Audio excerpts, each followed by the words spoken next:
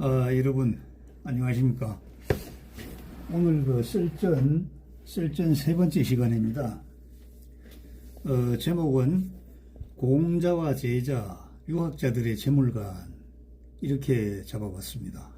그리고 부제목으로 확증 편향적 인식에 왜곡된 허상을 벗긴다. 이 뭔가 잘못된 것을 바로잡아 한번 보자 이런 뜻이 풍기죠. 그래서 또 소제목으로 성현들은 과연 물질을 배설물로 여기며 천빈하고 고결하게 살았는가. 후세들에 의해서 가필과 윤색의 결과물을 성인과 영웅의 본래 모습으로 믿고 있는 것은 아닌가. 이러한 제목으로 한번 찬찬히 훑어보겠습니다. 첫 번째로 공자는 과연 재물에 초연한 학자였던가. 여기에 대한 답을 한번 찾아보겠습니다. 미리 말씀드리면 공자를 폄훼하거나 공자의 역할을 축소하거나 그럴 생각은 전혀 없습니다. 확실하게 학자들이 연구한 그 연구서에 기초를 해서 이 내용을 발췌했습니다. 공자는 3살 때 아버지가 돌아가셨습니다. 그리고 24살 때 어머니가 돌아가셨죠. 그리고 남은 그 식솔들 15명의 생계를 책임지는 소년 가장이었습니다. 왜 이렇게 공자의 아버지가 일찍 돌아가셨냐면은 공자의 아버지는 원래 아주 장신이고 기골이 장돼 있습니다. 그런데 아들이 좀 부실해요. 아들이 있기는 있었는데 좀 장애인이었죠. 그래서 튼튼한 아들을 원하고자 70세가 거의 다 되었을 때 10대 후반의 그 안씨 집안의 소녀 하나를 아내로 맞이합니다. 안징제라 그러죠. 그 이름이요. 그래서 그 처녀를 아내로 맞이해서 낳은 사람이 바로 공자입니다. 그래서 정말 그 귀한 아들이죠. 공자도 아주 그 장신입니다. 기골이 장대하고요. 학자보다는 무인으로 오히려 더 위용을 떨칠 수 있는 그러한 그 체격 조건이었죠. 그래서 하여튼 공자가 태어났습니다. 그러니까 공자를 낳고 나서 아주 어릴 때 3살 때 아버지는 돌아가시고 만 겁니다. 사실 이 공자의 아버지 공흘과 안징제의 만남을 가지고 사마천은 이렇게 얘기합니다. 그 야합이라고, 야합. 우리가 왜 정치적으로 뭐 잘못하거나 사업하는 사람들이 뒤로 따로 만나서 수근수근 하거나 뭐 의리배반하고 뭐 하는 걸 보고 야합이라 그러잖아요. 사마천은 이것을 보고 야합 이생이다. 들에서 합을 해서 낳은 게 바로 이제 공자다 이렇게 얘기를 합니다. 우리나라 선비, 특히 제 고향 안동 그 유학자들에게 이런 얘기하면은 네 맞습니다. 감히 이럽니다. 뭐 감히는요, 지금부터 2100년 전에 예수님이 이 땅에 오시기 전에 이미 사마천이가 다 기록해 놓은 건데요. 그래서 공자는 형들이 있었지만은 거의 장애인이고 경제적으로 능력이 전혀 없었기 때문에 권력자 계시집에 들어가서 소와 말을 돌보고 양곡을 이렇게 관리하는 그 사물을 보는 직책을 집편이라고 합니다. 집편. 집편의 사물을 보는데 공자의 논어에도 이 얘기가 나와요. 부의가구야 수 집편지사 오역위지라. 내가 돈을 벌어야 했기 때문에 비록 집편의 일이지만은 사람들이 생각하는 비록 미천한 집편의 일이지만 나는 최선을 다해노라 이렇게 논어에 기록이 되어 있습니다. 그런데 이걸 또 우리나라 학자들은 이상하게 해석하죠. 부의가구야 이걸 가지고 마땅히 부해야 할 그 돈이라면은 이렇게 험한 일도 뭐 마다하지 않는다 또 이렇게 살짝 옵니다. 그게 아니고 공자는 가난했고 15명 되는 식솔들의 생계를 책임져야 됐기 때문에 이렇게 들어간 겁니다. 돈이 절실해서요. 그래서 이 일을 하면서 그 사마천이 기록하기를 소와 말은 사실은 전략 물자입니다. 수송 수단 아닙니까? 그래서 소와 말을 잘 관리를 해서 또 교미를 잘 시켜가지고 튼튼한 새끼들이 아주 많이 태어나게 했다. 이렇게 기록이 되어 있습니다. 그래서 전략 물자인 소와 말을 확보하는데 만전을 기했고 그리고 양곡 역시 이게 전략 물자 아닙니까? 전쟁 물자요. 그 양곡의 출납이 정확해서 빈틈이 없었다. 이렇게 기록이 되어 있죠. 그리고 23세부터 사구 배설을 시작할 때까지, 그때는 그 사설 학원을 설립해 가지고요, 그 유를 가르치는데, 유라는 것은 그 주나라의 그 예법을 얘기하는데, 학비로 속수를 받았다. 속수란 것은 그 육포 열정 묶음을 속수라고 하는데, 그거 하나 이상 가지고 오는 사람은 다 제자로 받았다. 그래서 공자의 제자가 3,000명이 되었다. 이렇게 기록이 되어 있죠. 북경 올림픽 할 때도 공자의 제자들이 나와서 거기 그 개막식 때 등장을 하는 것을 이렇게 퍼포먼스 했지 않습니까? 그럼 과연 이 속수라는 게 얼마냐? 이걸 그 중국의 학자 리카이저우라는 사람이 분석을 했는데, 현재 중국 돈으로 약 20만 위안 정도 된다. 그리고 공자는 위나라에서, 그때 그 위나라에서 사실은 그 도망간 거죠. 나라에서 위나라로 도망갔을 때 얘기합니다. 귀족의 자제들을 가르치고 나서 그 급료로 좁쌀 6만을 받았다. 이렇게 기록이 되어 있습니다. 이걸 당나라 도량령으로 보면은 좁쌀 6만은 2,000석, 톤수로는 90톤, 한 명이 먹으면은 280년을 먹어야 되는 식량, 그리고 280명이 먹으면 1년 동안 먹어도 되는 식량. 그래서 이것이 약 한 50만 위안, 우리나라 돈으로 8,900만 원 정도 된다. 1년 연봉이요. 그리고 천하를 주유할 때 왕이나 명망가들로부터 많은 협찬을 받았습니다. 여행 경비를 받았다는 거죠. 예를 들어서 로양의 그 노자를 만나러 갈 때 남궁경숙이라는 사람이 왕에게 가서 잘 말해가지고 수레와 마부와 그리고 그 노잣돈을 지원받는 그러한 사례가 있었습니다. 그래서 로양에 가서 노자를 만났을 때 예에 대해서 질문했죠. 예. 극기복내의 예. 그러니까 노자가 말하기를 그 말라빠진 개 뼈다귀 같은 소리, 그런데 기울이지 마라. 예니 어쩌니 했던 사람들 다 죽었어. 말라빠진 썩어빠진 뼈다귀만 남아있다고 이렇게 아주 단호하게 얘기를 하면서 이렇게 부탁을 합니다.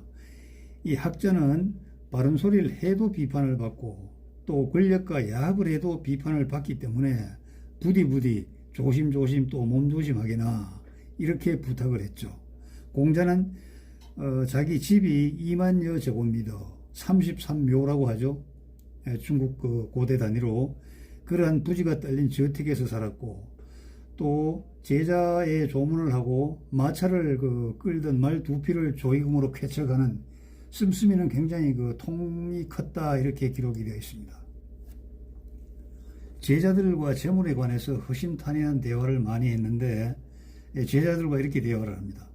백성들의 숫자가 많으면은 그 다음은 뭘 해야 됩니까? 이래 물으니까 가장 먼저 부자로 만들어야 돼. 그러니까 고대는 영토 백성 경제력 아닙니까?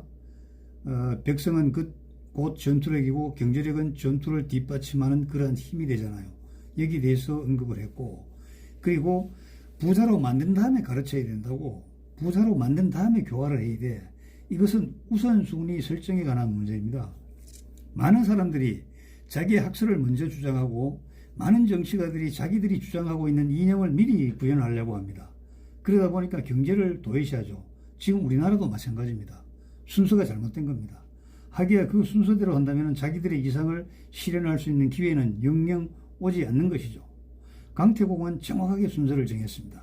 제나라 왕으로 가서 나라의 국력이 피폐하고 살기가 힘드니까 백성들이 자꾸 외국으로 떠나가는 거예요. 이거는 사마천도 얘기를 했습니다. 백성들이 외국으로 떠나는 것은 좋지 않은 시그널이죠. 우리도 툭하면 요즘 그러잖아요. A씨 하잖아요. 이민이나 가버리자. 돈 있어? 이민 갈 때 얼마 있는지 알아? 우리나라 돈으로 10억까지 가야 돼. 10억. 그래야 그거 된다고. 미국 같은 데는 가가지고 뭐 경우의 차이는 있습니다만 주별로 어떤 뭐 예를 들어서 슈퍼마켓이나 뭐 조그만 그 산업체를 설립을 하고 거기에 현지인을 3명을 고용을 해야 되고 뭐 이런 그 규정이 있더라고요.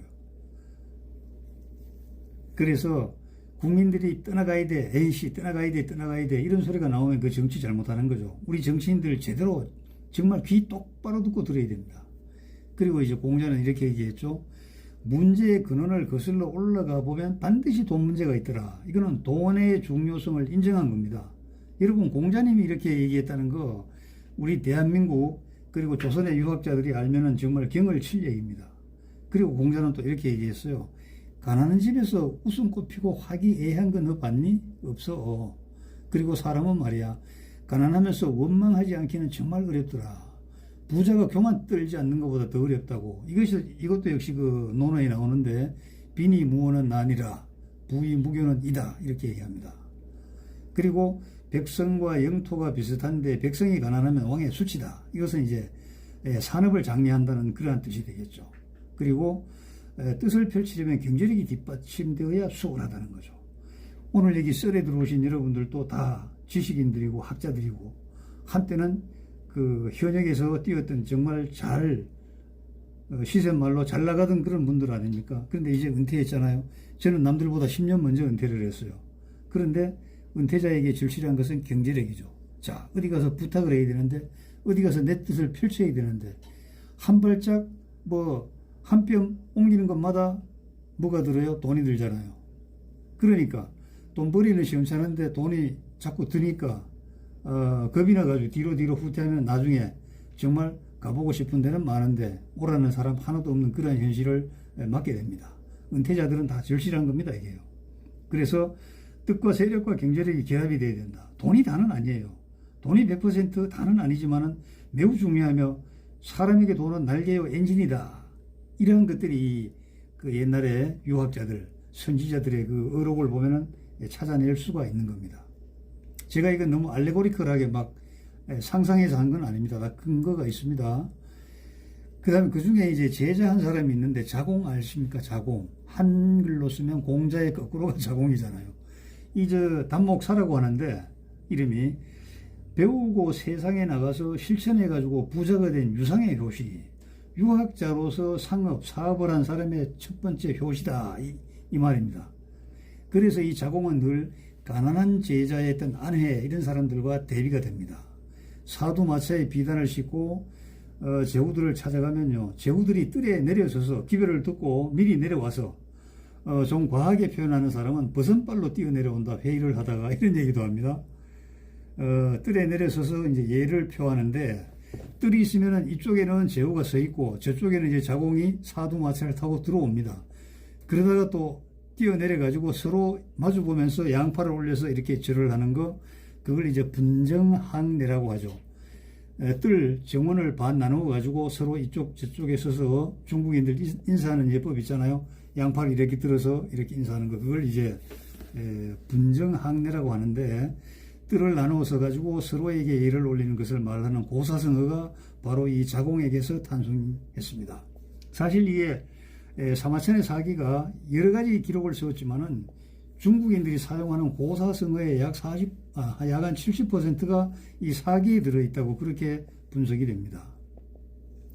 금은보화를 비단을 잔뜩 싣고 가서 이 선물로 이렇게 제공하는 자공에게 제후들은 친근하지 않을 수가 없는 상황 아닙니까?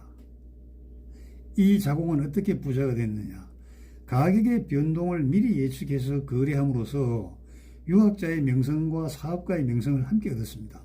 공부를 했으면은 세상이 변하는 것을 꿰뚫어야 되고 볼 줄 알아야 되고, 그것이 이제 우리는 장량이나 한신이나 소와 같이 제갈공명 같이 전쟁에만 그것이 적용되는 걸로 아는데 그게 아니고요.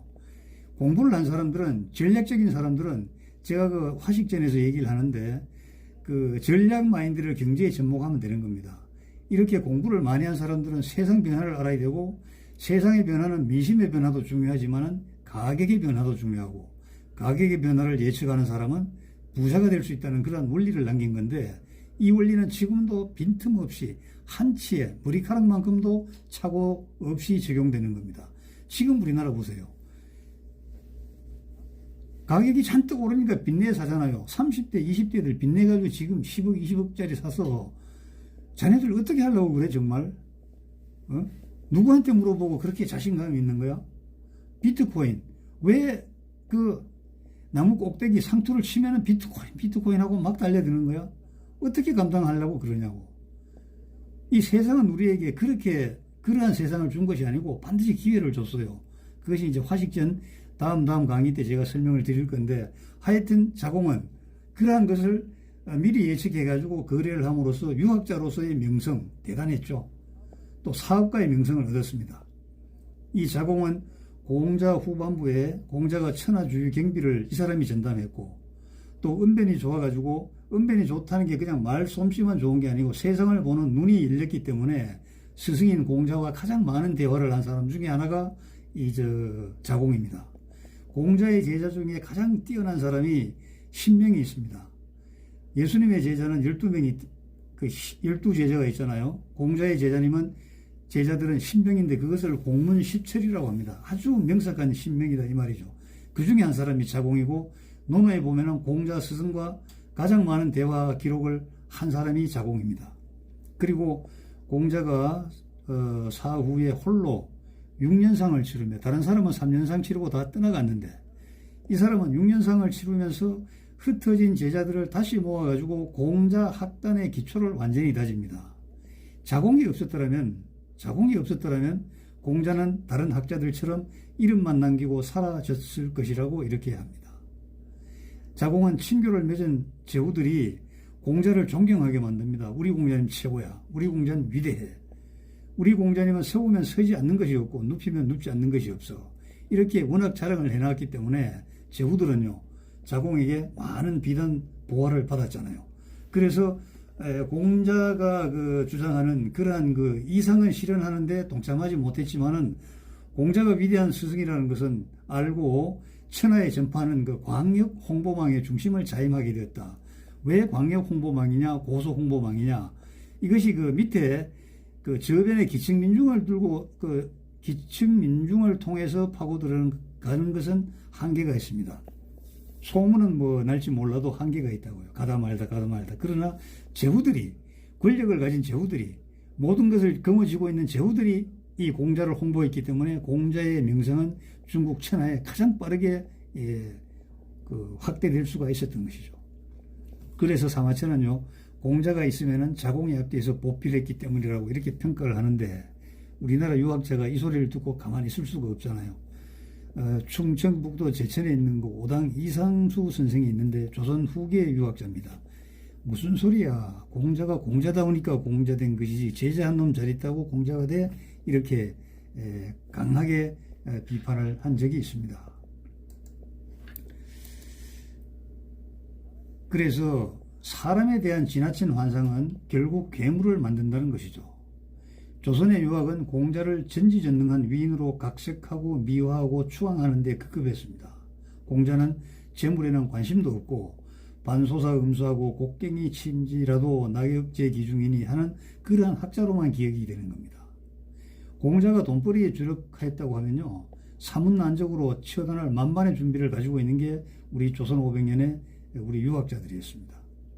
그런데 처음에는 경제가 굉장히 중요하다고 이렇게 인식이 되었는데 세월이 흐르면서 추앙하는 사람들이 자꾸 늘어나니까 엉터리가 되는 거죠. 예를 들어서 송나라대에 내려와서 홍홍조라는 학자가 있었는데, 이 학자는 이렇게 얘기했습니다.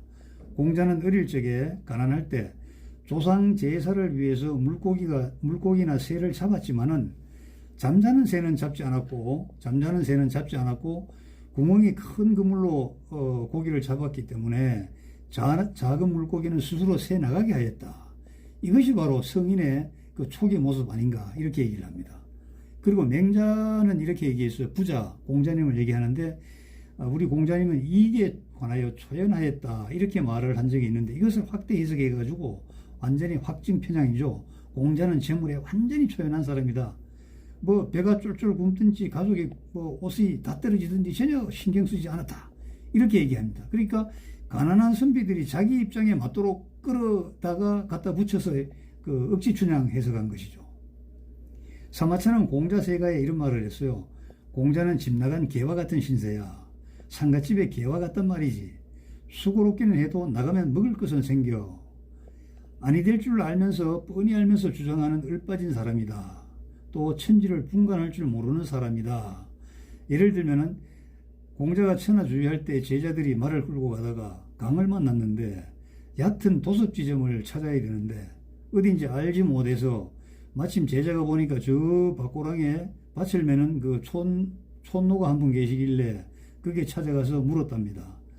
어디로 강을 건너면 가장 타당하겠습니까? 이러니까 이 노인이 이렇게 허리를 펴더니면 언덕 위에 있는 공자 쪽을 손을 가리키면서 저기 저 사람, 저기 말 타고 있는 사람 있잖아. 천하이치를 통달한 것처럼 말하고 돌아다니는 저 사람에게 물어보지 그러시나. 깜짝 놀라서 공자한테 가서 보고를 하니까 공자 말씀이 신선이로구나. 그분을 찾아라 하고 제자들과 같이 찾았으나 행적이 묘연하더라. 그러한 기록이 있죠. 맹자에 관해서 한번 알아보겠습니다. 맹자는요, 학자 중에서 그 기회가 호방하기를 따를 자가 없었습니다. 그리고 맹자는 재물이 늘 넉넉한 재물이 바탕이 되는 그러한 학자입니다. 추나라에서 0.1% 안에 드는 부자였다고 하죠. 제나라 경으로 있을 때 연봉이 좁쌀 10만 종인데요. 이 10만 종은 공자의 150배, 공자 연봉의 150배고 지금 우리 돈으로 약 100억 정도 연봉이 된다고 합니다. 어마어마하지 않습니까? 왕에게 직서를 서슴지 않으면 학자의 기계와 더불어 돈에 꿀릴 것이 없기 때문이라, 이렇게 소장학자들은 분석을 합니다.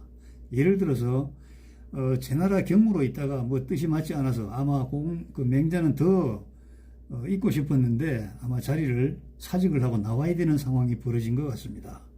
그래서 고향으로 돌아오는데 왕이 황금, 경금이라고 하는데 금 100일을 보냈는데 100일, 요거는 무게의 단위입니다.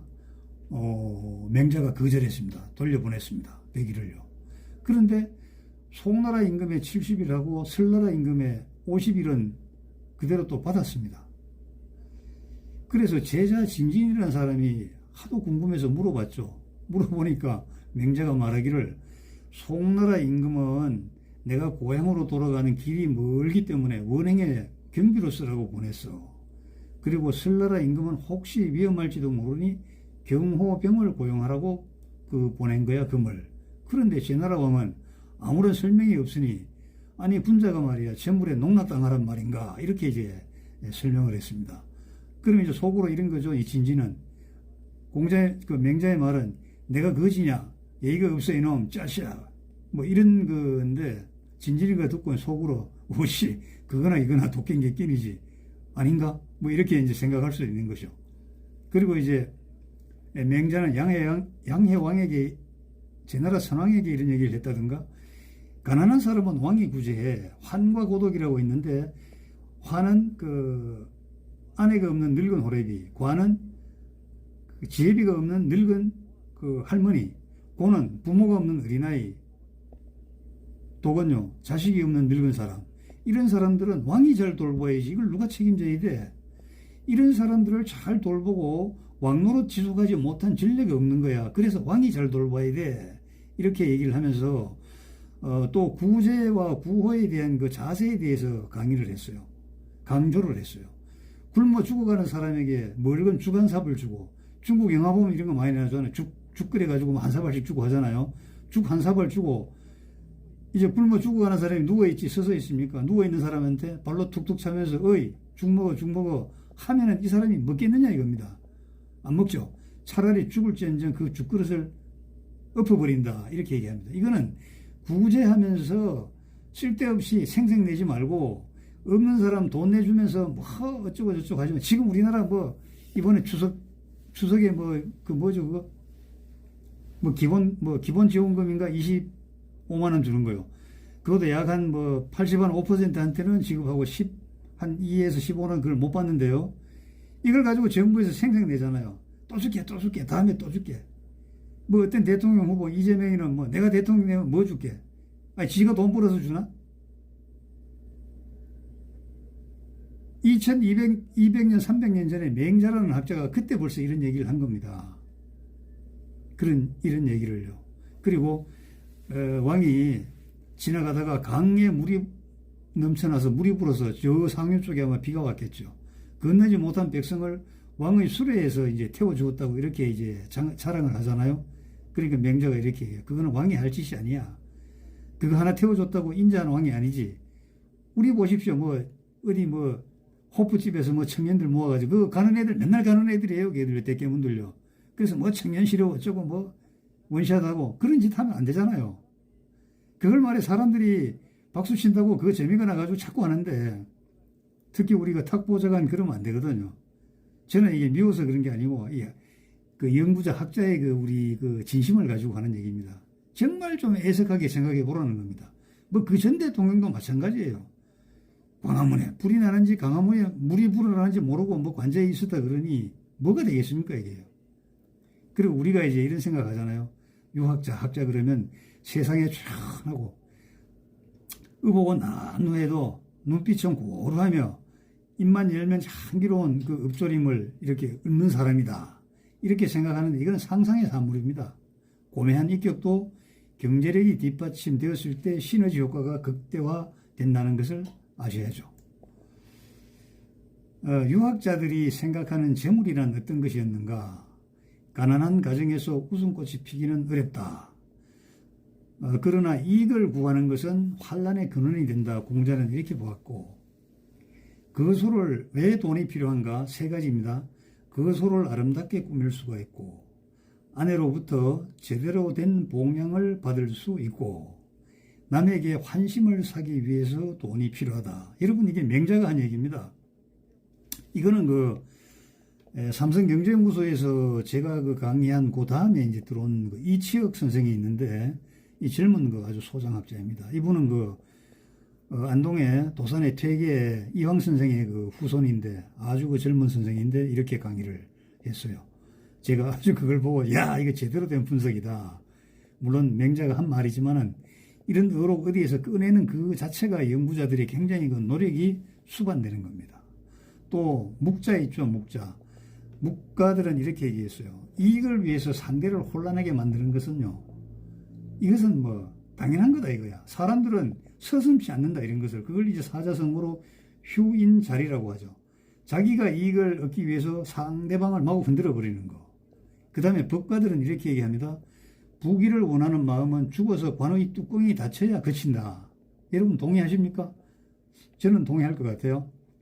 제가 여러분들에게 한번 퀴즈를 내겠습니다. 사위와 아들이 있었는데, 사위는요, 동네에서 누가 죽었다고 하면 싱글벙글 합니다. 싱글벙글 쉬어져. 그런데 아들은요, 동네에서 누가 부자가 되었다고 하면 싱글벙글 웃고 돌아다닙니다. 여러분, 이 중에서 누가 인격자입니까? 남들이 잘 되었을 때 싱글벙글 하는 아들이 분명히 인격자 같죠. 그런데 아닙니다. 인격이 선하고 악해서 웃는 것이 아니고, 이 사람들이 웃는 목적이 있어요. 동네 사람이 죽으면요, 뭐가 필요하죠? 시신을 넣는 관이 필요하잖아요. 사위는 관장사였어요. 관장사를 했기 때문에 동네 사람이 죽으면은 아무리 이거 얼굴 표정 관리하는 건 뭐라 하죠? 관리는 하겠지만은 자기도 모르게 웃음꽃이 벙글벙글 핀다는 겁니다. 죽은 사람 집에 가서는 이렇게 곡을 할지 몰라도 자기 집에서는 막 싱글벙글 웃겠죠. 그 다음에 이제 아들은요, 수레 장사예요, 수레. 수레는 부자들이 타는 거잖아요. 요즘 몰라 말하면 에쿠스나 아주 외제차 타는 그런 사람이겠죠. 돈 많이 번 사람들이 그거 타잖아요. 한 1억이나 1억 5천 주고. 그러니까 아들은 부자가 되면 저 사람이 분명히 수레를 탈 것이기 때문에 수레를 타게 되면 자기가 수레를 팔 수 있잖아요. 그래서 웃는 거예요. 특히 선하고 특히 기질이 악해서 그런 게 아니란 말입니다. 그러나 이렇게 많은 육가의 학자들이 말은 했지만은 재물의 필요성은 인정하였지만 어떻게 구하는지에 대한 답은 없었죠. 학자들은요, 공리공람으로 일삼고요. 우리나라의 다산 정약용 선생이 얘기한 건데, 관리들이 경연에 가서 임금을 모셔놓고 이와 제는 입에도 올리지 못합니다. 남들이 비웃는다고 겁이 나서요. 이와 기와 같은 형이상학 주제로 앵무새처럼 매번 떠들다가 물러나니 나라 꼴이 될 리가 있느냐 이겁니다. 사실은 제가 이거 연구할 때요, 조선 왕조실록과 승정원 일기를 제가 참 많이 뒤졌어요. 과연 여기에 이제와 관련한 기록이 있는가 찾아보면요, 거의 없어요. 화식에 관한 기록이 있는가? 거의 없어요. 오히려 화식을 대란의 도라고 반고가 비난을 했는데 그 영향을 받아가지고 어디 감히 선비가 말이야 돈에 대해 얘기하느냐고. 공자님은 돈에 대해서 초연했다고 이렇게 얘기합니다. 거짓말이거든요.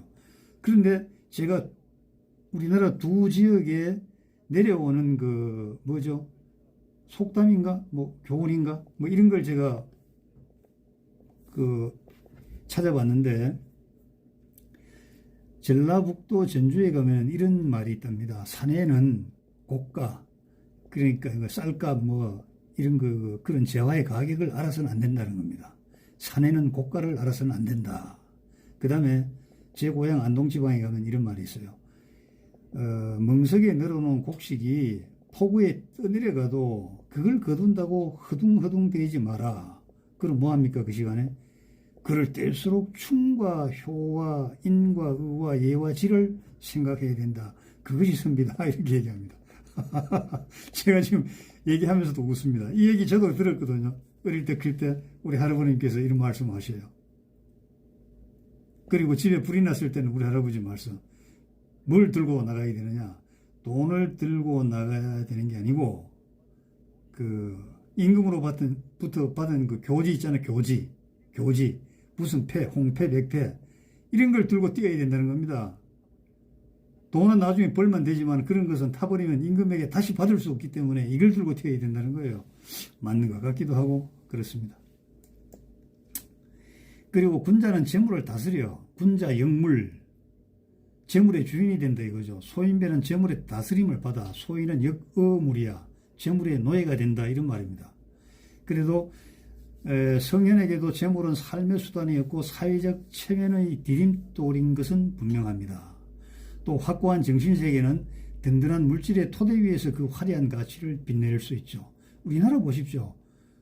여기 이 줌에 들어오신 우리 선생님들 어릴 때 코울리게 시절에 특별한 가문 아니면 다 가난했잖아요. 그게 무슨 희망이 있었습니까?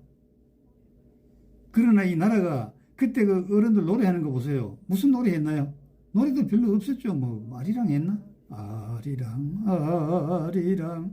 아라리요 뭐 다 죽어가는 소리로 정선아리라 뭐 이런 거 하여튼 그랬어요. 저희들이 20대 때 그 서울시 교육장이라는 사람이 와서 그 정신 뭐 훈한가를 하는데 한식을 하는데 맨날 하는 소리가 우리나라는 흰색을 좋아합니다. 꽃은 무궁화 꽃입니다. 외국같이 빨갛거나 화려하지 않고 우리는 은은합니다. 나는 그때 의문이 들더라고. 그래서 뭐 어쨌다고? 그게 뭔데? 그게 나라를 지켜줘. 그게 밥을 먹여줘. 할 소리가 없으니까 정말 그따위 소리 했어요. 서울시 교육장이라는 사람이. 그런데 웬걸 2002년 월드컵 되니까 정말 정서적으로 금기시되었던 태극기 치마가 막 나오고 태극기 여기 뭐예요? 목도리가 나오고 막 머리에 뒤집어 쓰고 뛰잖아요. 빨간색이라고 터부시 당했던 빨간색이 막 완전히 서울을 뒤덮지 않습니까? 이거 지금 방탄소년단 뭐 우리 포항 동해중학교 3학년 전유진의 트롯 뭐 우리 이번에 삐약이 신유빈의 탁구 자 먹고 살만하니까 의지를 가진 사람들이 이렇게 문화를 산업을 꽃피우는 거 아니겠습니까? 그래서 확고한 정신세계도 든든한 물질의 토대 위에서 그 화려한 가치를 빛내더라 하는 사회 분석입니다. 공자의 논어에 보면 첫 페이지 열면 학위시습지 불력애로화 이 말이 있습니다. 이것을 이제 우리는 이렇게 해석하죠.